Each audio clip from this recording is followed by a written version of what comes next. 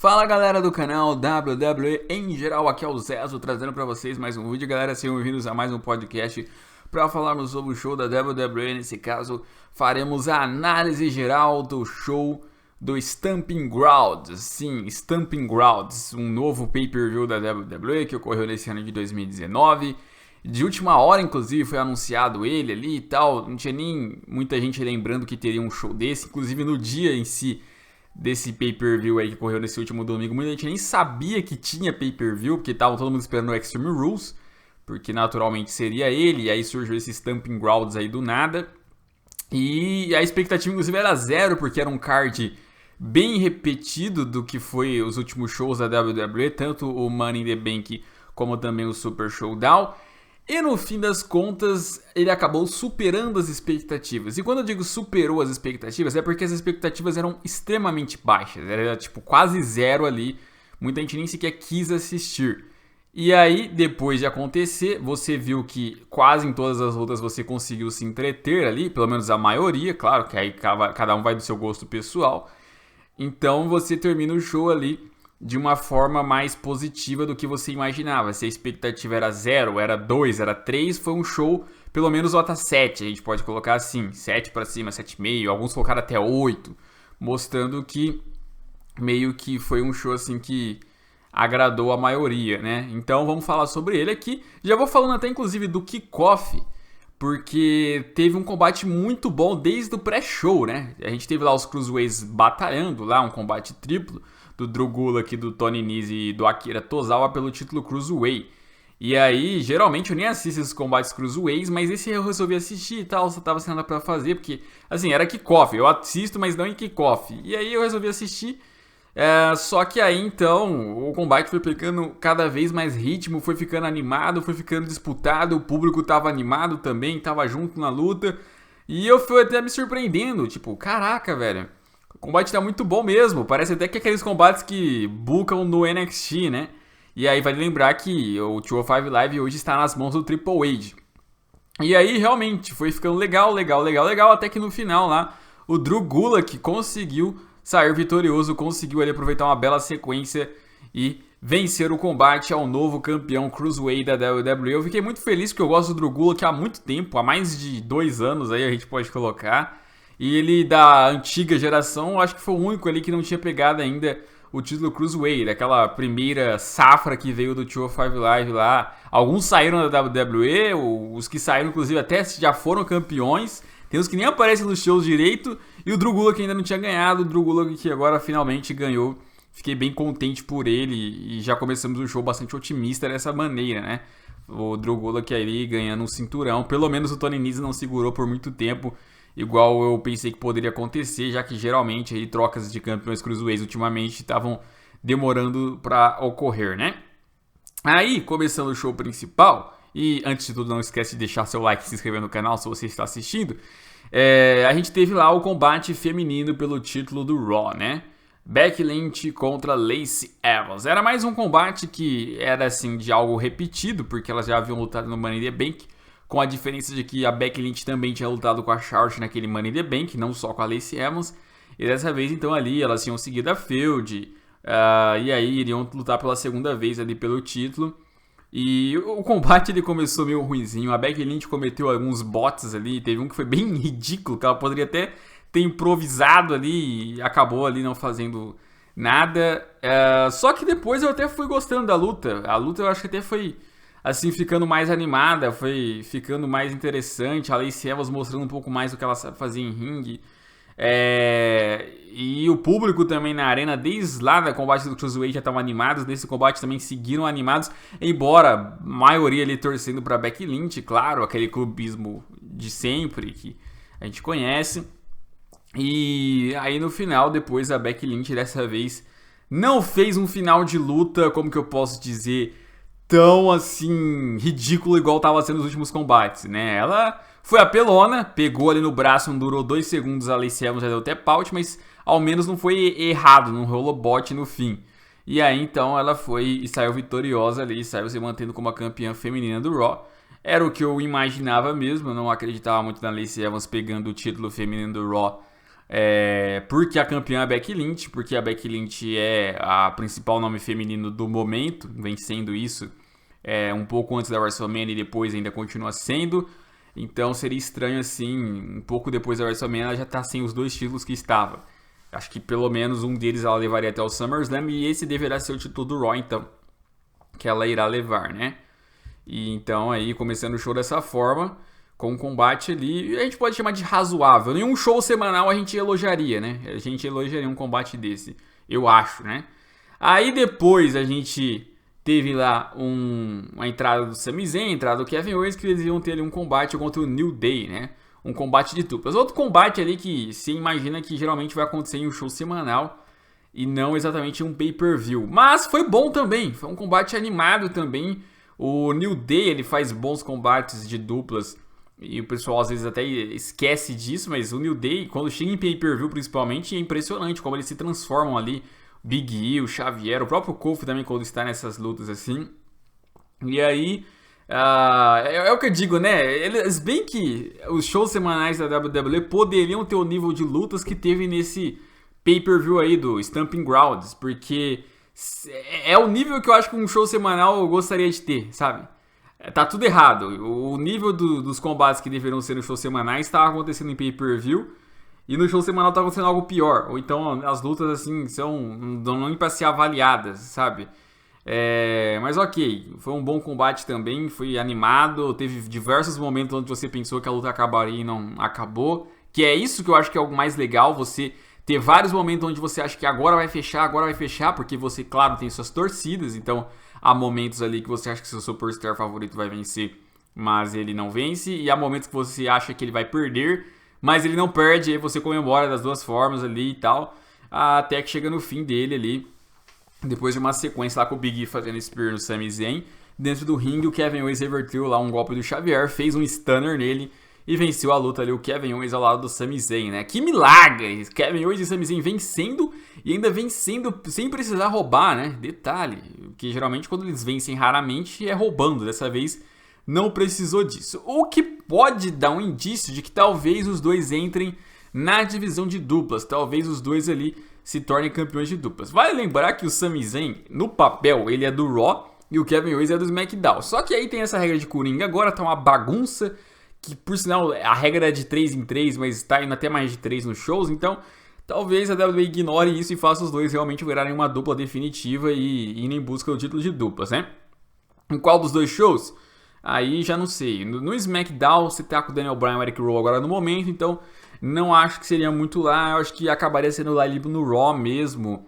Mas agora tá com o Revival também, tem que ver como que vai ser essa transição aí.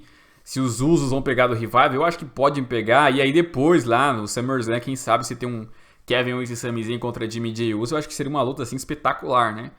Então, é pra ficar de olho nessa dupla aí que pode estar se oficializando como dupla definitiva, né? Espero que esteja, porque não tem muito o que se fazer com os dois. Ou os dois se separam de vez de novo, o Sami Zayn volta a ser face, o Kevin Owens volta a ser heel, ou eles viram uma dupla definitiva e entram na divisão, porque tá enjoando, né?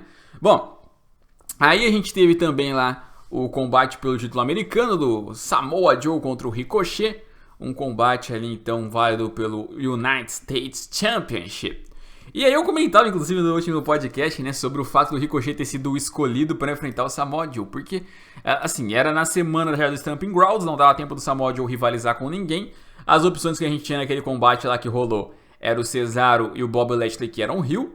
Eram o The Miz, que provavelmente se o Samoa Joe fosse rivalizar com ele, seria com uma feud construída. Pra ele falar ali da família do Miz, da esposa dele ali, da filhinha dele, enfim. E também ele poderia ali rivalizar com o Braun Strowman, mas se o Braun Strowman não foi escolhido, porque provavelmente quando o Braun Strowman fosse desafiante é pra vencer. Então, sobra o Ricochet. E aí, então, a ideia é que o Ricochet não venceria, que o Samoa Joe ali, seguindo a lógica, passaria por ele. Ele passaria ali por um desafiante de transição. E aí fomos surpreendidos novamente, né? Porque o Ricochet foi lá, então, apanhou a maior parte da luta, levou uma surra na luta ali em si, mas depois conseguiu lá ir emendando sequências, e o Samoa Joe resistindo. Parecia que não ia rolar o finisher dele, né? Porque ele tava demorando 2 anos pra subir na terceira corda. Até que um momento lá ele subiu, fez o finalizador, e aí sabe quando você não tá acreditando, você fala, não, vai acontecer alguma coisa, alguém vai puxar ele, não é possível. E foi possível, ele fez o finalizador dele e ganhou o combate e conquistou o título americano. Nem ele acreditou ali, a reação dele foi muito legal ali, ficou emocionado, ficou surpreso. Mas enfim, conquistou o título americano da WWE. Mais uma conquista e rápida do Ricochet, né? Vale lembrar que o Ricochet, ele tá conquistando as coisas bem rápido desde que ele chegou na WWE, né? NXT foi rápido ali, as rivalidades dele, depois ganhando o título, perdendo o título, indo ao main roster rápido e agora ganhando o título americano rápido também. Então isso é bom, isso é ser bastante otimista. Geralmente os caras vão pra ganhar título no main roster, demoram. O Drew, por exemplo, só ganhou de duplas desde que voltou, né? Samoa Joe demorou também um tempão pra vencer. Então o Ricochet agora conquista esse cinturão. É legal, fiquei contente por ele ali de ter vencido. Porque é assim, um cara que tem um talento espetacular. É claro que ele precisa se encontrar ainda no personagem dele. Ele é um cara novo ainda aí, recente. Eu não acredito também que ele vai fazer um reinado tão longo. Posso estar enganado, mas eu acho que ele não vai fazer um reinado tão longo. É só pra dar uma moral pro cara que tá ali mesmo. Então eu curti aí essa vitória que o Ricochet teve. Espero que sigam investindo nele. Claro que também tem o outro lado. O Samoa Joe ali acaba novamente pipocando, a gente pode dizer assim, né? Novamente ali alguém passa por ele. Mas eu acho que é muito possível o Samoa Joe recuperar de novo, viu? É muito possível rolar uma revanche e o Samoa Joe dessa vez sair vitorioso e conquistar mais uma vez o título. Talvez a WWE faça isso, até porque a gente tem que pensar agora nos próximos desafiantes. O Cesaro poderia ser um também, já que ele tá lutando com o Ricochet há bastante tempo aí, também uma boa opção. O Lashley também acabaria, talvez, ali ganhando, não sei se fosse disputar. O Braun Strowman foi eliminado pelo Ricochet. Poderia ficar com raiva e querer enfrentá-lo. Então há inúmeras opções aí também pro Ricochet. O título americano eu tô otimista, é um título que eu acho que pode começar a melhorar agora, né? Eu cheguei a fazer um vídeo sobre os títulos midcard aí recentemente. Acho que o título americano, ele tem tantas opções boas que é muito difícil de dar errado, só se for muito ruim mesmo a WWE com isso, né? Bom, aí depois a gente teve lá o combate. Inclusive antes disso, né? O Ricochet foi aplaudido no vestiário, foi até interessante isso ali, o Triple H cumprimentando ele, o Seth Rollins, as mulheres ali e tal. Foi até algo que chamou atenção, né? Tipo, mostrando que a WWE tá querendo buscar ele como um garoto prodígio, a gente pode dizer assim, né? Bom, aí depois a gente teve lá um combate de duplas, né? Pelo título de duplas do SmackDown. O Heavy Machine contra o Eric Rowan e o Daniel Bryan, né? Um combate que ele chamou atenção pelo como o público tava animado ali por causa do Daniel Bryan, né? Era a cidade natal do Daniel Bryan ali. E o pessoal não queria nem saber se o Daniel Bryan era o rei da história. Ele tava yes, yes, yes o tempo todo, gritava o nome dele o tempo todo. É um dos caras que mais foi popular na história da WWE, né? Então, meio que isso era natural mesmo que fosse acontecer. E aí, até momentos ali de luta que geralmente muita gente acharia bobo, muita gente ficaria quieto se fosse, sei lá, em um show genérico do SmackDown, por ser uma crowd ali onde era da cidade natal do Daniel Bryan, uma crowd que tava ali com expectativas envolvendo o Daniel Bryan, o pessoal ali se animava, o pessoal gritava, o pessoal ali se enturmava. Então meio que eles curtiram o show, né? Eles apreciavam ali o que estava acontecendo, por mais simples que fosse. E nem chegou a ser tão simples assim, teve até uns momentos legais lá do Eric Rowan batendo de frente, o Daniel Bryan sendo esperto ali no tag no final, e lá depois de uma sequência de coisas ali, o Tucker vacilou, foi tentar ali fazer contagem no Daniel Bryan. O Daniel Bryan aproveitou para fazer um roll-up nele, e com esse roll-up conseguiu vencer o combate. Ele e Eric Rowan então ali se mantendo como campeões de dupla do SmackDown, graças a Deus, né? Porque aí eu não vou poder cumprir aquela aposta, não vou precisar, porque por enquanto o Heavy Machine não ganhou nenhum título ainda na WWE. Aquele de papelão não vale, né? Tá de brincadeira comigo. E então estou salvo ainda. Mas falando sério, eu acho que o Eric Rowan e o Daniel Bryan aí tinham mesmo que fazer essa defesa. É praticamente a primeira, porque aquela rivalidade com os Usos não valia título. Não sei se vai continuar, não sei se os caras vão ganhar uma nova title shot. O fato é que tem potencial essa dupla, tem potencial. Só que ao mesmo tempo você vê que o Daniel Bryan é muito bom, né? O Daniel Bryan ficar aí em mid-card, a gente pode dizer assim, por muito tempo, não é tão legal. Ele poderia ser aproveitado bem no main event também, embora ele venha de um main event recente também, não precisa ser imediato, mas acho que esse ano ainda ele poderia voltar já Só que a WWE colocando ele na divisão de tags não significa que ela vai desvalorizar ele, tá? Quando o cara, assim, é importante e vai pra divisão de duplas, normalmente é pra proteger ele de não virar um jobber. E aí, ao mesmo tempo, e valorizando outros nomes com os outros cinturões no main event ali, com o título intercontinental, o título americano. E aí, ao mesmo tempo, ele fica protegido na divisão de duplas ali, porque o parceiro dele geralmente é que vai perder por ele, no caso Eric Rowe e tal. Ou mesmo que ele perca também, tá na divisão de duplas, então é outra história, né? Geralmente é isso, né? Bom, aí depois veio, acho que a parte chata do show, né? Que foi lá o combate feminino da Alexa Bliss contra a Bayley com a Nikki Cross de juiz. E aí o público já tava morto pra caramba, não tava animado com nenhuma das duas.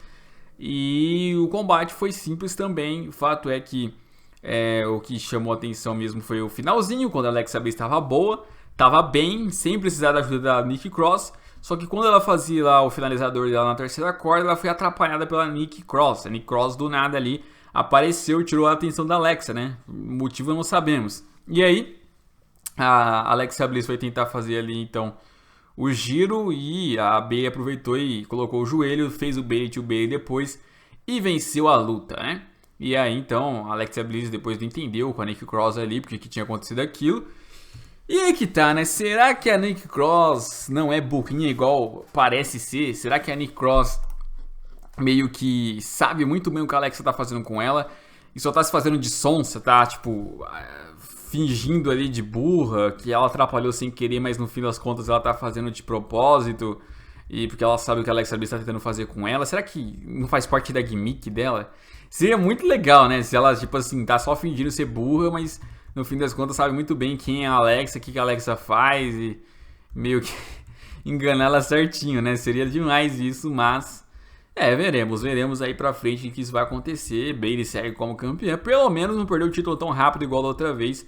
Vamos ver até onde ela leva esse cinturão aí, né? Bom, inclusive uma coisa que chamou a atenção lá nos backstages foi que o Ricochet tava lá tirando a foto dele com o título americano, se deparou ali com o The Club, né, pedindo pra ele fazer outro switch, ele, não vou fazer essa porcaria, e tamo junto, Ricochet, chega de switch, negócio de trouxa.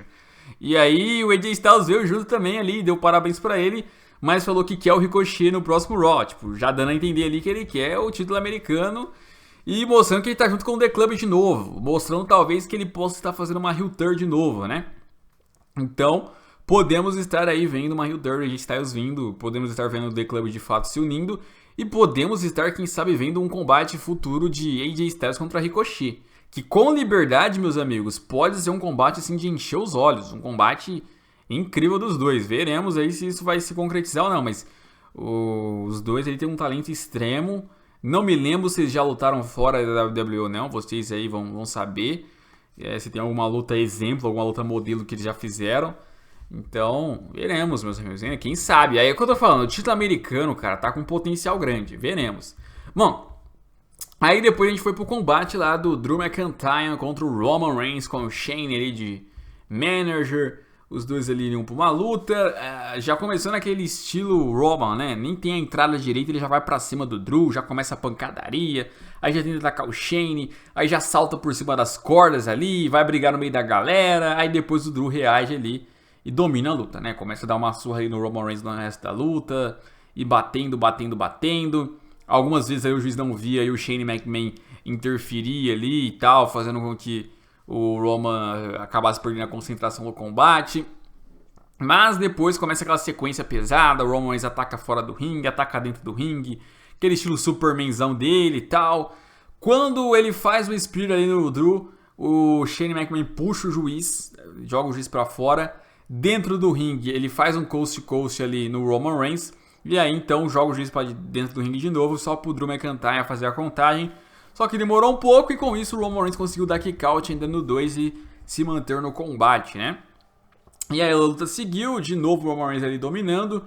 O Shane tenta invadir de novo, o Roman joga o Shane pra fora, depois manda um Spear ali no Drew. E com isso sai vitorioso no combate, consegue ali vencer a lá Roman Reigns, a lá Top Guy, batendo tudo e todos ali. E com isso, então, ali, vencendo essa luta, se vingando do Drew, vencendo a segunda do Drew, inclusive, já que ele já ganhou na WrestleMania também. E mostrando, então, ali que está inteiro, né?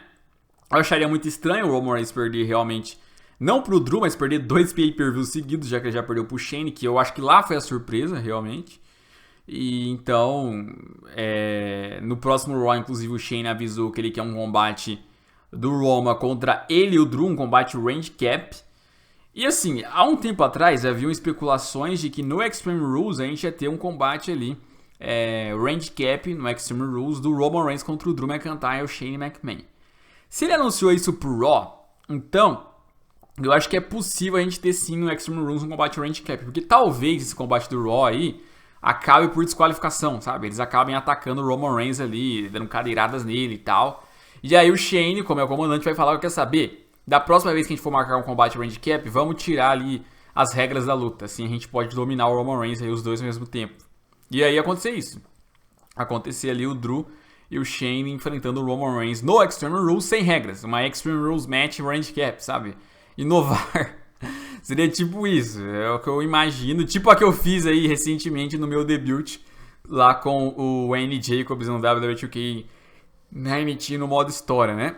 Então, quem sabe? Quem sabe pode ser isso mesmo que aconteça. Eu não aprovaria. Eu acho que depois se o Roma ganha, ele desvaloriza ali tanto o Drew como o Shane. O Shane até nem tanto, mas o Drew acaba aí ali com a moral dele, perdendo um combate assim de novo.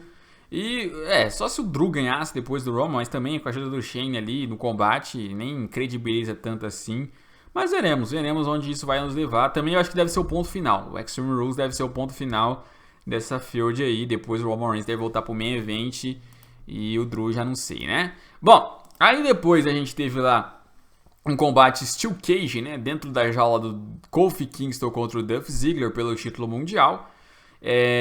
Um combate que eu particularmente não me animei tanto, mas eu vi muita gente elogiando. Eu não sei se a culpa exatamente é minha, que não estava tão concentrado ou tão animado, porque eu já esperava já conhecer o resultado, então por ter um resultado previsível eu não me empolguei tanto, ou se realmente o combate não foi tão bom assim. Mas eu vi muita gente elogiando, dizendo que foi legal, que foi animado e tal. Mas enfim, o fato é que no final lá eles ficaram brigando para sair pela porta, né? Diferente das outras Steel Cages, que os caras tentam sair por cima, dessa vez eles brigaram muito nessa tal da porta.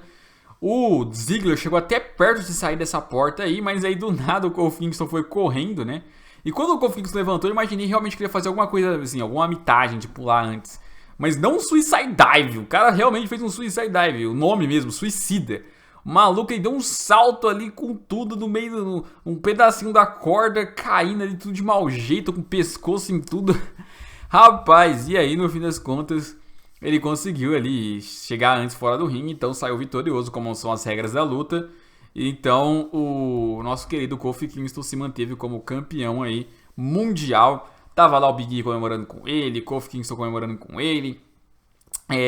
O Paul Heyman, inclusive, no vestiário, uma hora lá nesse show, tinha aparecido e fala sobre o fato de o Kofi estar presente, o Rollins estar presente. E aí o pessoal já ficou meio que teorizando, talvez, de o Brock Lesnar usar a pasta dele nesses Stamping Grounds do Kofi, talvez, ali, surpreendendo todos. Eu não acreditava muito porque o Brock Lesnar não vai aparecer em Stamping Grounds, né? O Brock Lesnar aparece poucas vezes, então não vai aparecer em um pay-per-view assim, bem, assim, irrelevante, pelo menos pelo momento, né? Talvez daqui a alguns anos seja relevante, se torne um grande pay-per-view da WWE, algo do tipo, né? Mas, enfim, é novo. Então eu não acreditava que seria nesse momento que o Lesnar iria aparecer. Até porque a próxima vez que ele for aparecer vai ser por casting, não vai ter outra história. Então, o fato é que o Kofi ali se manteve como campeão mundial, não teve nenhuma interferência depois. Ziggler eu acho que perdeu todas as suas chances, eu acho que chega, né? Acabou, já teve duas ali, não tem o que reclamar agora. Não tem Xavier interferindo, não teve nada do tipo. Que terminem a feud e façam o Kofi ter um novo desafiante agora para Extreme Rules, que eu acho que é o próximo pay-per-view Extreme Rules, né? Eu vi esses dias alguém falando sobre Clash of Champions, eu nem sei quando é isso também. Eu tenho que ver o calendário da WWE, que mudou muita coisa, né? Mas que mudem o desafiante dele. Pra mim, se for Ziggler de novo, aí vai enjoar de vez, aí chega, né? Foi bom, 2 pay-per-views, durou legal, mas não deu. E aí depois a gente teve lá o evento principal, né? O combate do Baron Corbin contra o Seth Rollins pelo título universal. E o Baron Corbin poderia escolher então o juiz da luta. E meus amigos, tinha saído ainda no Fast News. Eu falei que eu ia colocar qualquer teoria no Fast News de juiz. E aí, pensando bem, eu falei, não tem nenhuma, né? Sei lá, não tem muita opção pra colocar aqui. Até que sai uma lá da Lacey Evans, que faz sentido toda a linha lá de raciocínio. O Seth Rollins não poderia agredir ela porque é uma mulher.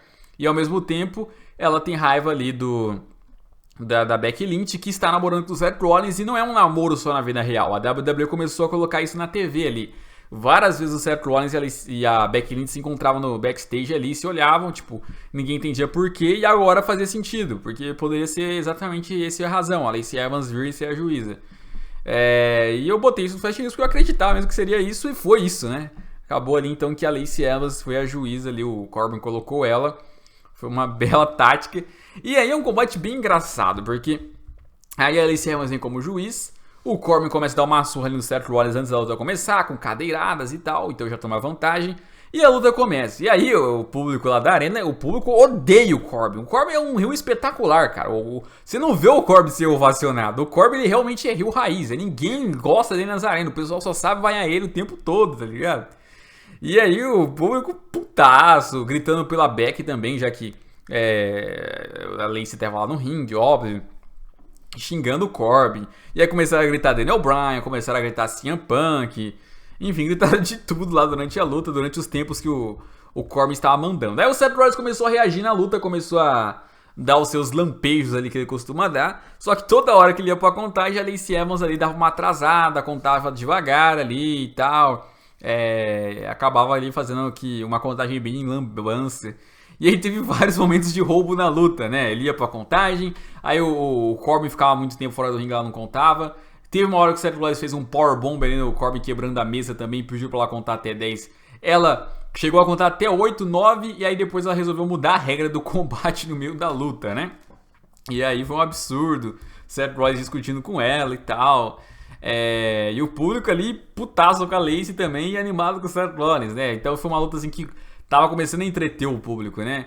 E aí, depois ali, a luta segue, o Seth Rollins novamente consegue ir bem, faz lá um Frog Splash no Baron Corbin, a Lacey Evans vai pra contagem, faz 1, faz 2, e aí no 3 ela finge que sentiu uma lesão no braço ali e não conseguiu dar a terceira batida. E aí, então, novamente, trolando. Aí o Corbin começa a dar cadeiradas ali do Seth Rollins, batendo o Seth Rollins com a cadeira, e a Lacey Evans, opa, mas não pode usar cadeira, né? Vamos parar. E aí, não, muda a regra então. Aí a Lacey Evans vai lá e muda a regra também da luta. Coloca lá sem desqualificação, né? Então é muito zica a forma como ela foi juíza ali, porque a própria gimmick combina com ela, né? Esse estilo dela elegante, essa classe e tal. Sem contar que o shortinho dela ali tava mostrando metade. Tava mostrando ali um pedacinho da poupança, né? Ai, meu Deus do céu. Então foi uma juíza bem zica. E aí depois ali a luta segue. O Corbin dando uma surra ali no Seth Rollins. Só que aí então o Seth Rollins faz ali um Falcon Arrow no Corbin em cima da cadeira. Novamente vai pra contagem. A Lacey Evans não quer fazer a contagem, né? Aí ela começa a dar tapa na cara do Seth Rollins ali. Dá 2 tapas na cara dele. E aí o Seth Rollins até chega a desviar de um golpe ali do Corbin. Ia pra fazer outro. Só que a Lacey Evans, aí ela apela, né? Ela vai lá e faz um golpe baixo no Seth Rollins. Acerta o saco. E pior que tipo assim, o golpe baixo da Lacey Evans não foi aquele low blow tradicional que, pô, acerta e já tira. Não. Ela segurou. Ela fez e, tipo, prendeu ali, tá ligado? Parece que ela queria segurar mesmo o saco do cara. Foi com uma vontade ali. Ficou quase 1 minuto ali, tá ligado? Acho que foi isso que irritou a Becky. Não foi nem bater nele. Foi segurar onde é propriedade dela. Aí, então, o Corbin na sequência fez um End of Days. Na hora que fez o End of Days, eu tava até estranho. Falei, ué, cadê a Becky Lynch? Se não vier, vai perder o título. E aí a Becky Lynch veio mesmo ali, correndo. Foi pra cima da juíza ali, atacou pra caramba a Lacey Evans ali, sem parar o tempo todo ali. E aí então veio outro juiz, e o juiz que veio foi aquele que brigou com o Corbin, inclusive. E aí então o Seth Rollins aproveitou ali a burrice do Corbin, fez um curbstone dele e saiu vitorioso ali no combate, saiu ali como campeão universal ainda. Aí a Becky vem ali pra levantar ele. É um casal bem estranho, né? Vamos falar assim, vamos ser sinceros, é bem estranho os dois ali. Nem parece ser casal, parece mais que é coisa de storyline mesmo, sabe? Aí se abraçaram ali, deu um tapinha na bunda dele e tal, eles dando aquelas risadinhas ali de criança apaixonada. E aí levantando ali o título e tal, felizão, terminando assim o pay-per-view. Assim, nesse combate em si deu pra rir em muitos momentos, cara. Lacey Evans roubando, com o Corbin aí tentando.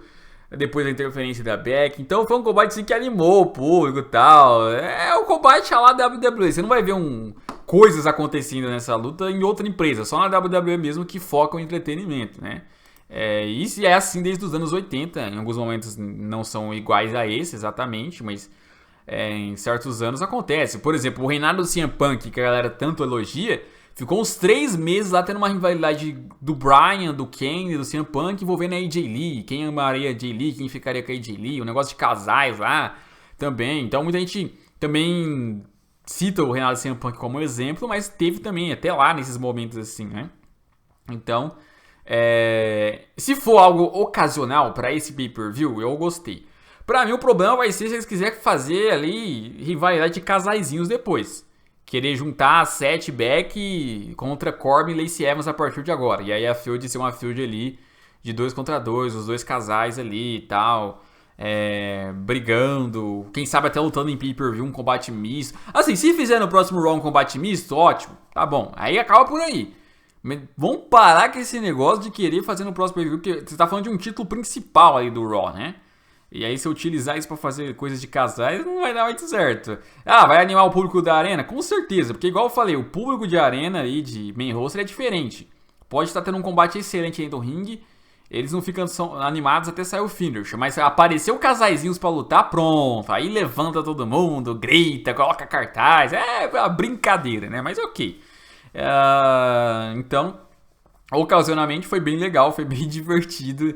Foi um dos combates que eu mais dei risada, assim, sem forçar nenhum momento.